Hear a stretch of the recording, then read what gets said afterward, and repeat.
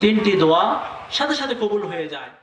আমার আল্লাহ একদিনে এর চেয়ে বেশি মিলিয়ন বিলিয়ন ক্ষতি করে দেখিয়ে দিয়েছেন। সে বলেছিল আমি আল্লাহর কাছে গিয়ে সব বলে দিব। একটা বাচ্চা মাসুম, তার এই শব্দে পুরো পৃথিবী। আমরা আমাদের শেষ নিঃশ্বাস পর্যন্ত আমাদের ভাইদেরকে চিকিৎসা করার জন্য চেষ্টা করে গিয়েছি। আমরা ইন্তেকালের পরে তোমরা আমাদেরকে ভুলে যেও না। মুসাফিরের দোয়া কবুল হয়। মুসাফিরের দোয়া কি হয়? কবুল হয়। হাদিসের মধ্যে আছে যে তীর মিস হয়ে যেতে পারে, মুসাফিরের দোয়া কখনো মিস হয় না। তিন ব্যক্তির দোয়া আল্লাহ তাআলা কবুল করেন, অবশ্যই অবশ্যই কবুল করেন। সালাতু দাওয়াতিন মুস্তাজাবাত, তিনটি দোয়া সাথে সাথে কবুল হয়ে যায়। আল্লাহর আকাশে আসমান একটা না, দুইটা না, তিনটা না, দোয়াটা আরশ পর্যন্ত পৌঁছায় যায়। কয় ব্যক্তি? তিন ব্যক্তি। কয় ব্যক্তি? সালাতু দাওয়াতিন মুস্তাজাবাত। এক হলো দাওয়াতুল ওয়ালিদ লিওয়ালিদিহি, একটা হলো মাতা পিতার দোয়া সন্তানের জন্য। মাতা পিতার দোয়া সন্তানের জন্য দোয়া করেছে, কবুল হইতে দেরি নাই, কবুল হইতে দেরি নাই।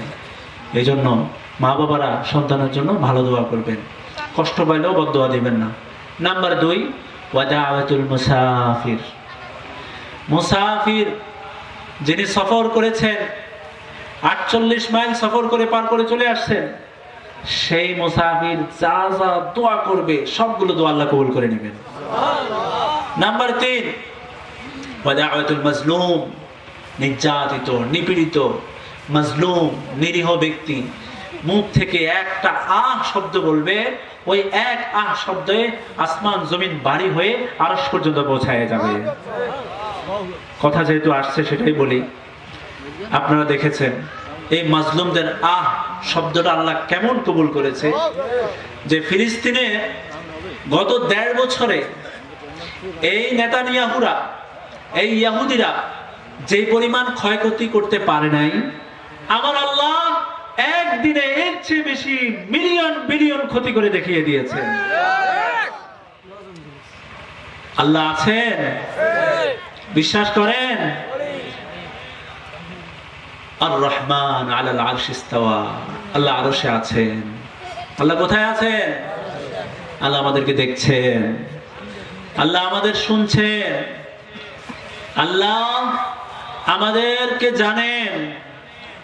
আল্লাহ তাআলা আমাদেরকে জালেম কে মাজলুম সব জানেন। শুধু অপেক্ষা করবেন, আল্লাহ জালেমের পতন এমন ভাবে দেখাবে, ইতিহাসে সেটা রেকর্ড থাকবে যে এমন ভাবে কখনো কারো পতন হয় না। সেটা সিরিয়াল বাই সিরিয়াল দেখেছেন। সর্বশেষ এই যে সিরিয়ার বাশার আল আসাদের পতনটা দেখেছেন। এই যে আমি অবাক হই এবং আমি অন্তর থেকে খুশি হই যে আমরা মুসলমান আল্লাহকে বিশ্বাস করি, তাই না? আল্লাহ আছেন, আল্লাহ আছেন। এতদিন খালি চিন্তা করছি, দোয়া করছিলাম যে আল্লাহ আপনি ইহুদিদেরকে ধ্বংস করেন, এই ইহুদিদেরকে আপনি নিস্তানাবুদ করে দেন, এই জালেমদেরকে আল্লাহ আপনি পাকড়াও করেন। আল্লাহ সেটা দেখাইছেন। এই যে আমেরিকা, ক্যালিফোর্নিয়া, লস অ্যাঞ্জেলেস, আল্লাহ এই গুনাহের আড্ডাখানায় দাবানলের মতো একটা আগুন এমন ভাবে ছড়ায় দিয়েছেন, তাদের তথ্য প্রযুক্তি সবগুলো ফেল। বলেন ঠিক কিনা? সবগুলো ফেল, এক শব্দে সব ফেল। আল্লাহ তাআলা কি না পারেন দেখাইছেন, এবং এখনো পর্যন্ত সে আগুন নিভে নাই। কি বলেন? আল্লাহ আছেন। মাজলুমের আর্তনাদে আসমান ভারী হয়ে গেলে সেই আসমানওয়ালা ছাড় দিবে না। সে আসমানওয়ালা কি দিবে না? সিরিয়ার একটা ছেলে, বাচ্চা ছেলে বলেছিল, যখন সে জর্জরিত হয়ে গেছে, যখন তার শ্বাস নিঃশ্বাস বের হয়ে যাচ্ছে, রূহটা বের হচ্ছে, তখন সে বলেছিল আমি আল্লাহর কাছে গিয়ে সব বলে দিব। একটা বাচ্চা মাসুম, তার এই শব্দে পুরো পৃথিবী কাঁপিয়ে ফেলছে। সে বলছে ইন্নী আকুলুল্লাহ, আমি আল্লাহর কাছে যাচ্ছি, আর আল্লাহর কাছে গিয়ে এই নির্যাতনের কথা, এই জুলুমের কথা আমি আল্লাহর কাছে গিয়ে বলে দিব। এবং সর্বশেষ কিছুদিন আগে ফিলিস্তিনের সর্বশেষ যে হসপিটালটা, এটার উপর যে বোম্বিং করেছে, ওই হসপিটালে এই যে চিকিৎসারত অনেক ডাক্তার ছিল, ডাক্তাররাও আহত হয়ে নিহত হয়ে গেছেন, অনেকে নিহত হয়ে গেছে। একটা ডাক্তার রিপোর্টে আসছে, এটা জাতিসংঘে বলা হচ্ছে ফিলিস্তিনের ব্যাপারে, এক ডাক্তার তার শেষ মুহূর্তের সময় সে ওখানে হোয়াইট বোর্ডে সে লিখে দিছে, হে ফিলিস্তিনের প্রজন্ম, পরবর্তী প্রজন্মরা, আমরা আমাদের শেষ নিঃশ্বাস পর্যন্ত আমাদের ভাইদেরকে চিকিৎসা করার জন্য চেষ্টা করে গিয়েছি, আমরা ইন্তেকালের পরে তোমরা আমাদেরকে ভুলে যেও না। এটা সাদা হোয়াইট বোর্ডে এটা লিখে গেছেন। এই কথাটা ফিলিস্তিনের এই যে রাষ্ট্রদূত সে বলতে বলতে কেঁদে দিছেন যে তোমরা পরবর্তী প্রজন্মরা আমাদেরকে ভুলো না, আমরা ডাক্তাররা আমাদের এই ভাইদের, শিশুদের, বোনদের চিকিৎসা দিতে দিতে শেষ পর্যন্ত চিকিৎসা দিয়েছি এবং এটার উপরে মৃত্যুবরণ করেছি। এই জন্য বললাম, মাজলুমের দোয়া, মাজলুমের আর্তনাদ আল্লাহ তাআলা সহ্য করতে পারেন না। কখনো কাউকে জুলুম করবেন না, জালেম হবেন না, পারলে মাজলুম হইয়েন, পারলে কি হইয়েন? মাজলুম হইয়েন, জালেম হইয়েন না। তাহলে এতটুকু নিশ্চিত থাকবেন আল্লাহ আপনার প্রতি নারাজ না, মাজলুম থাকেন। আমরা মুসলমান, আমরা জালেম হব না। যদি হইতেই হয় তাহলে মাজলুম হব। কি হব ভাই? জালেম হব না। কারণ জালেমকে আল্লাহ পছন্দ, ইন্নাল্লাহ লা ইউহিব্বুজ জালিমিন।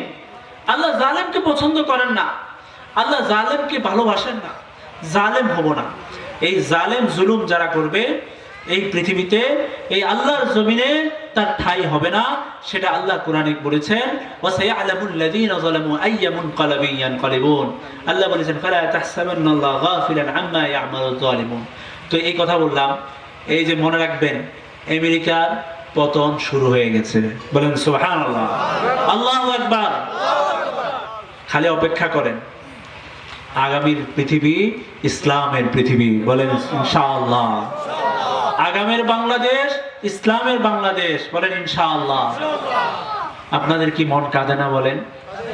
ফিলিস্তিনের যখন নিউজগুলো সামনে আসে, ভাই আমি চোখের পানি ধরে রাখতে পারি না। আপনারাও আমি জানি ধরে রাখতে পারেন না। কত এই পর্যন্ত মনে হয় 46,000 ফিলিস্তিনিদেরকে তারা মেরে ফেলেছে। তার মধ্যে বেশিরভাগ ছিল শিশু এবং মহিলা। আমাদের আমাদের হামাস কল্যাণকামী ভাইগুলো যদি না থাকতো, তাহলে আজকের এই যুদ্ধের বিরোধী দেখতেন না, এই যুদ্ধ বিরোধী দেখতেন না, নিঃশেষ করে দিত। এই জন্য ইসলামের পক্ষে থাকবেন, মুজাহিদদের কথা বলবেন। মুজাহিদরা যতদিন দুনিয়াতে আছে আপনিও আছেন, এরা না থাকলে দুনিয়াতে আপনি থাকতে পারবেন না।